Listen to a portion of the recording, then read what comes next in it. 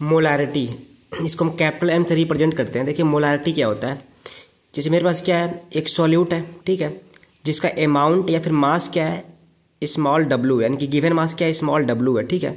और मैंने इस सॉल्यूट को कंपोनेंट 1 बोला हुआ है, एंड जो इसका नंबर ऑफ मोल्स है वो स्मॉल एन है। और नंबर ऑफ मोल निकालेंगे कैसे, given a mass upon molar mass से, ठीक है। सॉल्यूट का मोलर मास कितना होगा वो, और इसका कितना अमाउंट दिया हुआ है, कितना मास दिया हुआ है, उसमें इसके मोलर मास से डिवाइड कर देंगे तो नंबर ऑफ मोल निकल जाएगा।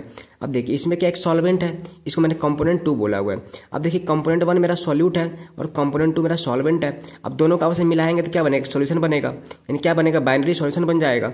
और जो सॉल्यूशन बना इसका जो वॉल्यूम है वो वी, कैपिटल वी है, किसमें, लीटर में, ठीक है। इस बात को याद रखिएगा, लीटर में। तब देखिए निकालेंगे क्या, इसकी मोलारिटी कैसे निकालेंगे सॉल्यूट की।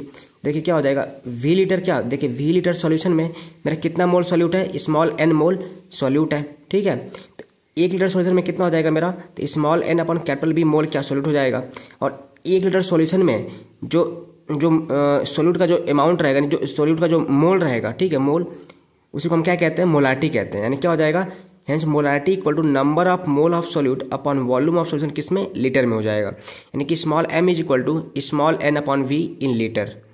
डिफाइन कैसे करेंगे कि number of mole of solute in exactly, देखिए किसमें, 1 litre solution is known as molarity. इसको क्या बोलेंगे हम, इसको मोलारिटी बोलेंगे, ठीक है। अब इस मोलारिटी का यूनिट क्या हो जाएगा, मोल पर लीटर।